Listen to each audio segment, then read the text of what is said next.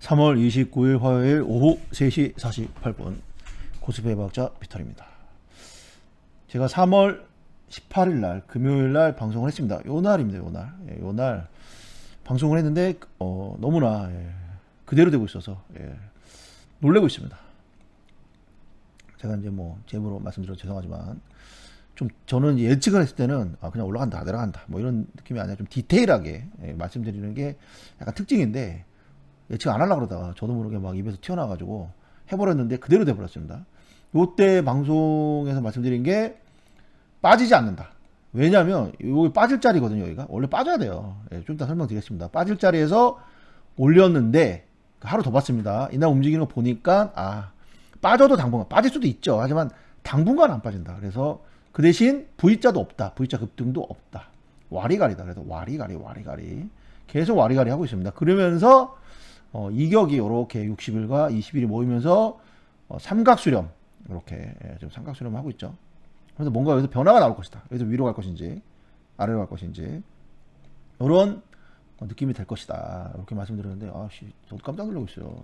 너무 제가 얘기한 대로 되고 있어가지고. 저는 진짜 이 방송을 찍을 때 무슨 적어오지 않거든요. 그냥 딱 보고 그냥 생각나는 대로 그냥 막 떠들거든요. 근데 이거 신기해서 자꾸 자랑한다고 욕 많이 먹어가지고. 근데 이게 셀프 뭔가 이런 걸 하지 않으면 안 됩니다. 이 바닥은 틀린 거는 말하지 않고, 저는 틀린 것도 말을 하는데 틀렸죠 이럴 때 이렇게 뭐 많이 틀리면 죄송하다 이런 말씀 드리고 하는데, 보통은 틀린 거 절대 얘기하지 않고 맞춘 것만 얘기하고 셀프 자랑을 많이 해야 되는 그런 바닥입니다. 좀 이해해 주시기를 부탁드립니다. 겸손하면 살아남을 수 없다. 그래서 살기 위해서 자랑질을 할 수밖에 없다.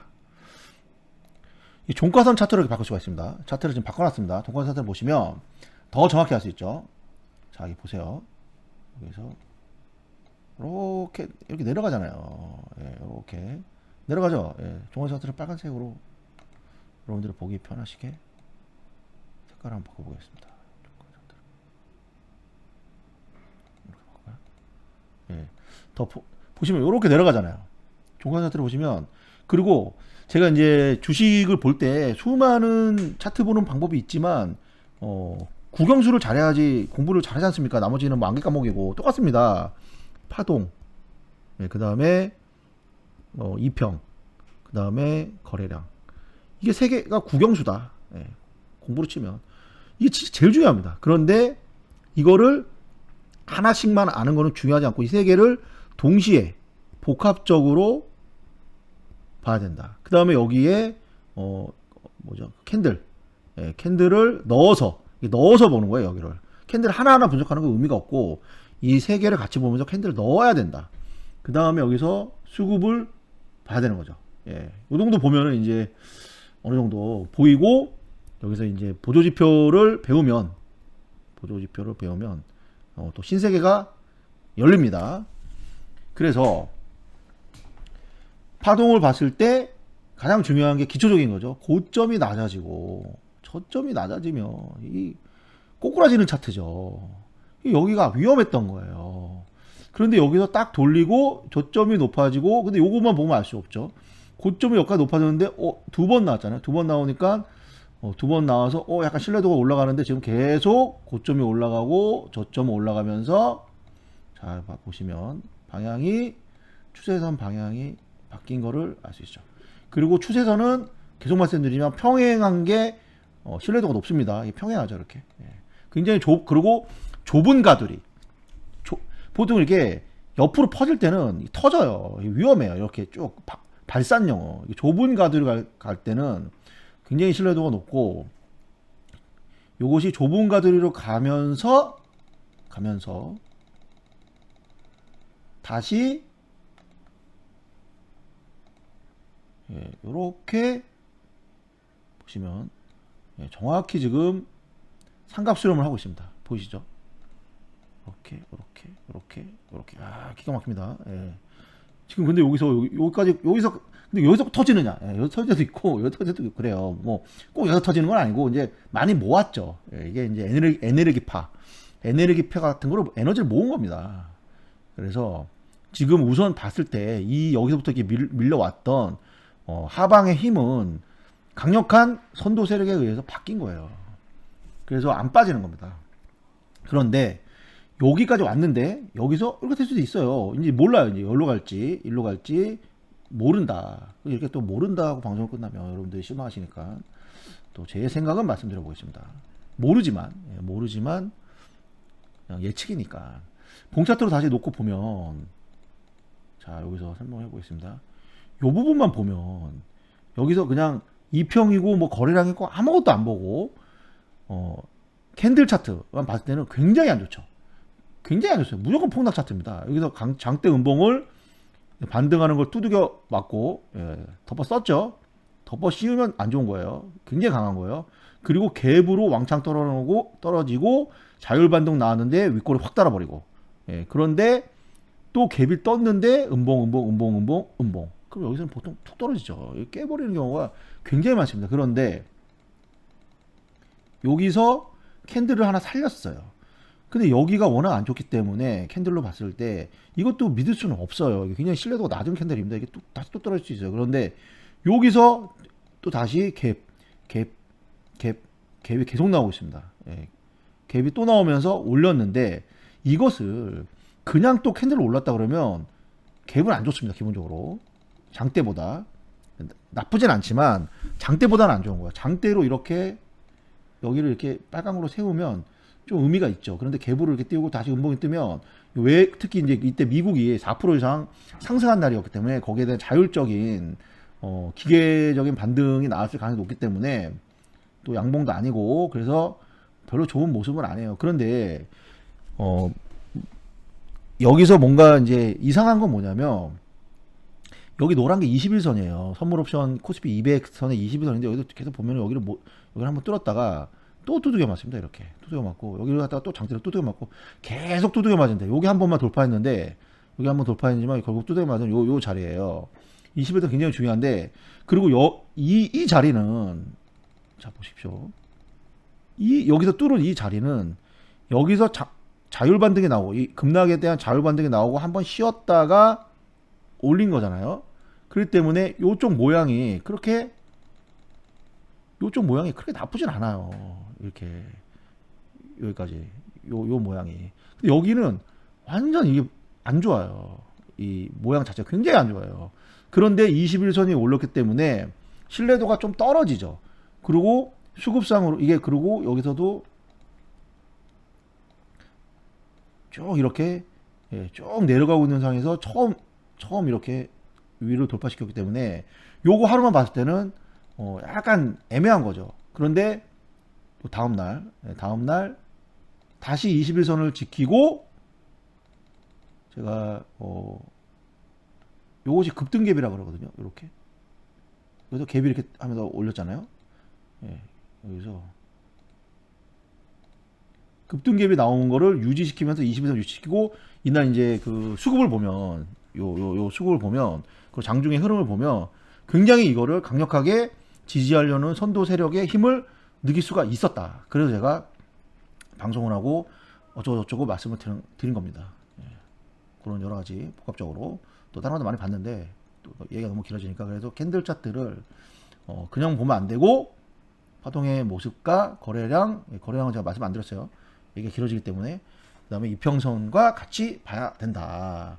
그러면 지금 상황은 이렇게 삼각 수렴을 하고 있기 때문에 터집니다. 이게 한번 쭉 터질 것 같아요. 한쪽으로 좀 세게 터질 것 같은데 모양상으로 봤을 때 요 아래쪽에 닿은 건 여기고 이제 위에서 계속 닿고 여기 안 닿아요. 자, 여기 한번 살짝 닿았었고 그럼 요쪽에 좀 자꾸 몰려 있죠. 요 아래쪽에 몰려 있는 것보다도 요거를 분봉으로 한번 쪼개서 볼까요? 제가 그림을 그려놨는데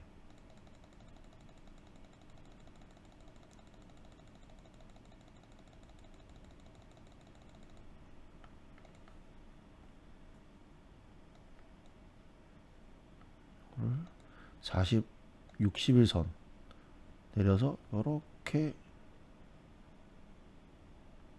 그리고 여기서 이렇게 그리면 이렇게 됩니다. 예, 그래서 삼각 수렴을 하고 있죠. 그럼 위쪽으로 자꾸 달라붙으려고 그러고 아래가 비어 있어요. 그럼 힘이 여기에 있잖아요, 위에.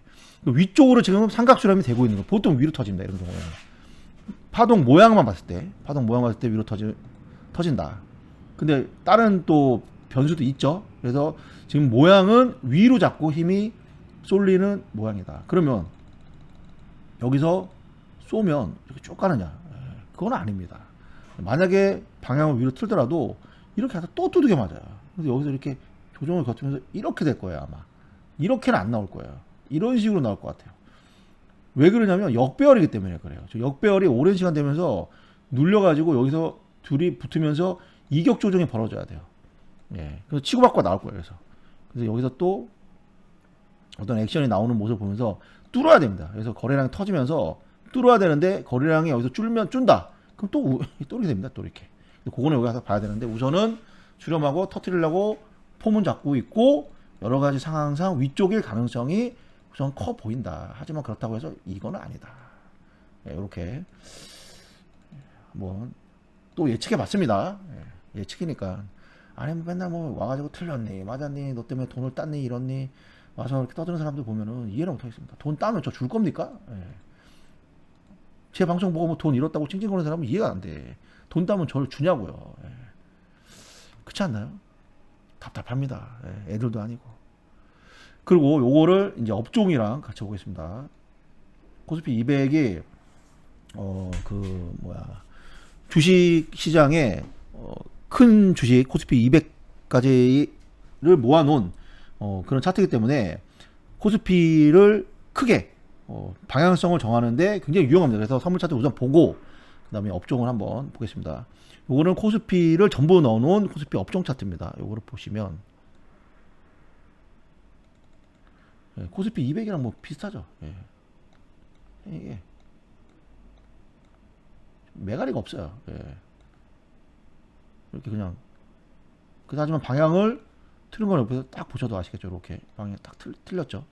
이렇게 내려가다가 딱 틀었다. 요거는 똑같다. 그럼 대형주로 보겠습니다. 대형주가 안 좋죠. 코스피랑 비슷합니다. 이렇게 여기서 틀었죠. 그러면 중형주는 여기서부터 틀었죠. 엉덩이가 지금 여기서부터 쫙 들고 있죠. 엉덩이를 계속 들고 고점을 높여가고 있죠. 소형주를 보겠습니다. 소형주는 끝내주죠. 각도가 다릅니다. 중형주랑 그렇죠? 많이 올랐습니다. 벌써 여기까지 올랐습니다. 코스피로 치면은 3천선. 소형주는 코스피로 치면 벌써 3천선을 다시 회복한 거랑 다름없다. 중형주는 코스피로 치면 한 2,850 정도를 올라간 거랑 다름없고 코스닥을 보겠습니다. 코스닥도 좋습니다. 만만치 않게 이렇게 쭉. 그러면 선물지수는 이때야 바닥을 찍고 3월 8일 날. 근데 코스닥은 벌써 먼저 2월 중순에 바닥을 찍었고 소형주는 더 먼저 찍었죠. 1월 말에 찍고 중형주도 1월 말에 소형주랑 찍었지만 대형주는 이때 바닥을 찍었죠. 3월 달에. 그리고 우리나라를 대표하는 삼성전자를 보겠습니다. 삼성전자 시가총액이 거의 20%에 가까워요. 여기 보시면 18.69. 근데 삼성전자 우량주 우선주 같이 움직이기 때문에 우선주도 2.36이니까 20%가 넘습니다. 우리나라 비중에. 그래서 삼성전자 하나가 움직이면 그리고 삼성전자가 반도체 주식을 선도하기 때문에 거의 40% 정도에 관련된 코스피 코스닥의 주식이 삼성전자 하나 주식에 이렇게 연동이 돼 있어요. 거의 같은 흐름으로 움직이는 거 많아요. 그래서 삼성전자가 엄청나게 중요하다. 그래서 삼성전자의 차트를 보면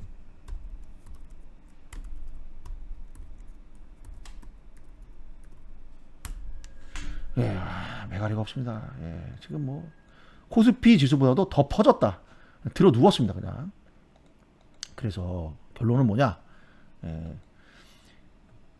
코스피 대형주 특히 삼성전자 들어 누웠고 대형주들이 매가리가 없다. 하지만 중소형주들은 벌써 1월 말부터 난리법석이다. 그러면 현재 장이 돌려면 대형주들 특히 삼성전자가 돌아야지 큰 장이 나온다. 하지만 큰 장은 지금 나오기가 여러 가지로 힘든 상황이다. 하지만 지수는 잘 빠지지 여기 저점을 우선 돌렸기 때문에 선도 세력대 돌려서 확인을 시켜줬기 때문에 당분간은 바로 급락은 좀 어렵고 여기서 지지고 볶으면서 이평이 모이면서 다시 한번 상승을 하든지 하락을 하든 어떤 제스처를 줄 것인가, 시그널을 줄 것이다. 제스처를 보고 시그널을 예측해야 되는, 시그널을 보고 읽어야 되는 거죠. 그 얘네들의 어떤 느낌을.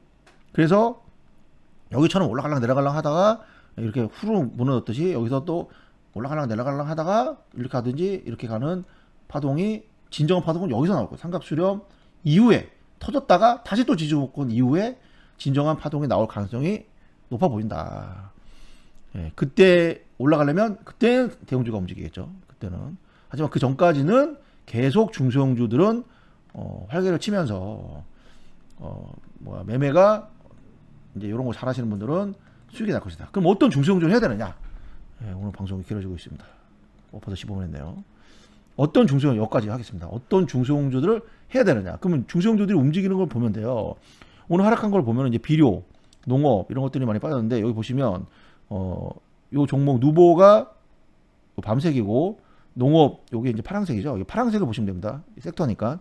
비료 섹터가 최근에 많이 올랐고, 이제 농업 이런 것도 다 전쟁 때문에 그러죠. 러시아 우크라이나 전쟁 때문에 그러는데, 오늘 뭐 협상을 한다고 하는데 뭐 극적인 타격이 될 수도 있겠죠. 갑자기. 그러면 전쟁 관련된 주식은 다 죄송합니다 표현이, 왕창 폭락합니다. 그래서 지금 전쟁 관련된 주식들이 뭐 사료, 뭐 농업, 뭐 그다음에 뭐 수산, 뭐 먹거리죠 다. 먹거리. 그다음에 뭐 방산, 방산도 일부 있고, 그다음에 원유, 뭐 가스, 뭐 이런 애들이 많아요. 이런 애들은 오늘 먼저 꺾였고 다시 치고 올라가더라도 빠른 매매를 하지 않으면 뉴스가 나와버리면 끝납니다. 바로 끝나기 때문에, 휴전 뉴스가 나와버리면 바로 끝나기 때문에 이거 위험합니다. 이거는 따라잡기가 힘들다. 다 오늘 먼저 지금 꺾이고 있어요. 오늘. 예. 다 전쟁 관련된 항공기. 그럼 원자력은 원자력도 요즘 굉장히 파란색 보시면 굉장히 올랐죠. 이거는 뭐냐? 대통령이 바뀌어서 거긴 정책주죠. 예. 그다음에 건설도 마찬가지고 중소형 건설주들이 많이 올랐고, 그다음에 가스는 이제 벌써 그쪽 전쟁 관련 핵융합 원자력 이런 거, 가스관, 조선, 뭐 조선은 그런 거 없고, 그다음에 마리아나를 뭐 합법할 수도 있다. 뭐 그래가지고 지금 몇 종목 마리아나 합법화가 될까요 우리나라가? 상업용으로. 일반 사람은 못하죠. 상업용으로. 그다음에 페인트 뭐 원부전, 그러니까 건설이 그 정책주로 가니까 거기에 맞춰서 건자재. 그다음에 요즘 시멘트가 뭐 없다. 뭐 그래서 시멘트. 그다음에 요거는 이제 그 전자정부 거기에 관련돼서 비슷한 종목들 좀 움직이고 있고, 근데 이런 정책주, 바이오는 뭐 거의 뭐 지금 뭐 올라올 기미가 안 보입니다. 정책주, 리오프닝은 뭐 올랐다 내렸다. 시멘트 굉장히 좋죠. 보시면 시멘트 파란 거 위주로 보시면 됩니다. 시멘트 종목 자체가 지금 날아가고 있습니다. 모자르다 시멘트가. 그래서 정책 관련주, 원전, 건설, 건자재, 그 다음에 뭐 전자정보, 뭐 이 정도 되나요?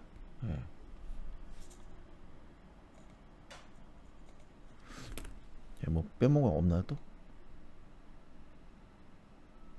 그런 게 좀 움직이는 것 같습니다. 정책 관련주. 아무튼 요 정책 관련주가 뭐 좀 더 몇 개 있어요. 근데 요런 거는 계속 뉴스가 나올 가능성이 높아요. 앞으로도 계속 뉴스가 나올 가능성이 높기 때문에 이런 데서는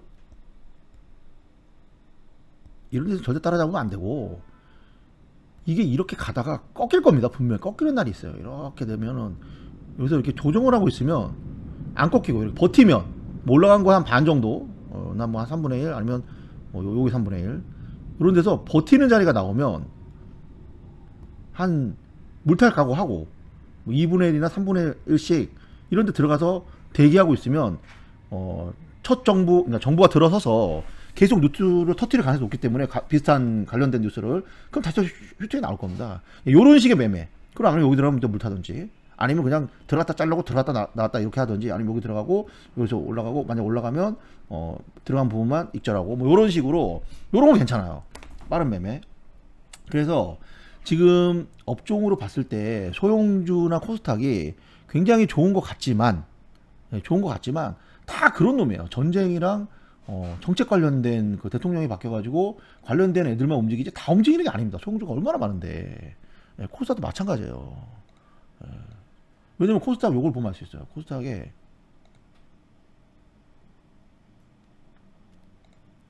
이 보시면 코스닥의 선물지수거든요. 코스닥 150개를 모아놓은 겁니다. 자, 코스닥 150을 모아놓은 선물지수를 보면 이제 하락한 지점에서 저점 대비해서 올라온 게 보시면 절반도 못 올라왔어요. 그런데 코스닥 업종 차트를 보시면 훨씬 더 강한 걸 알 수 있어요. 그렇죠?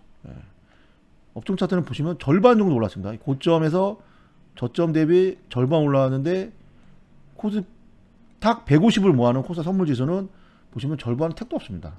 절반은 한 이 정도 될 것 같은데 못 올라오고 있죠. 이것은 무엇이냐면 코스닥의 대형주들 못 가고 있다. 왜냐면 여기는 그런 놈들이 없거든요.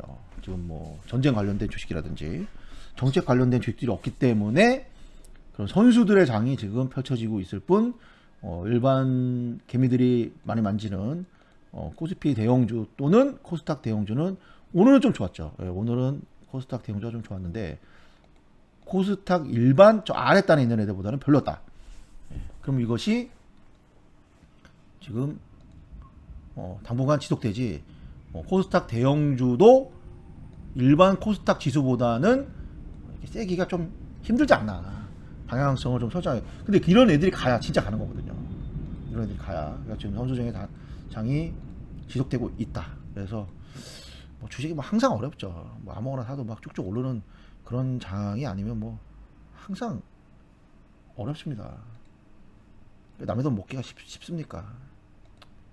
그래서 뭐 이런 때 아니면, 뭐 이런 때 좋았죠. 이런 때 아니면은 지금은 이런 때 뭐 그냥 특히 이럴 때, 이때는 뭐 아무거나 사도 뭐 진짜 코스피 대형주 아무거나 사도 막 30%씩 먹던 때였는데, 지금은 굉장히 어려운 장이 지속되고 있다. 그래서 선수들은 뭐 잘하실 수 있는데 그렇지 않은 분들은 좀 어렵지 않나. 지금 어려운 상황이 지속되고 있다. 이렇게 말씀드리고, 미국 주식도 한번 봐드릴까요?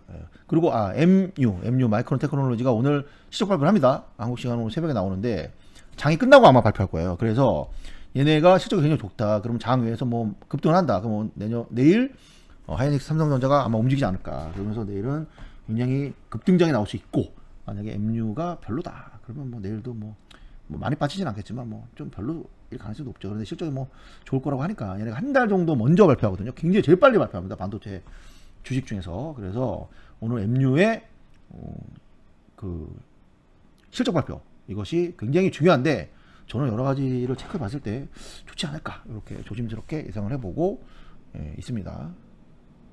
오늘 방송 여기까지 하고 다음에 또 뵙겠습니다. 감사합니다.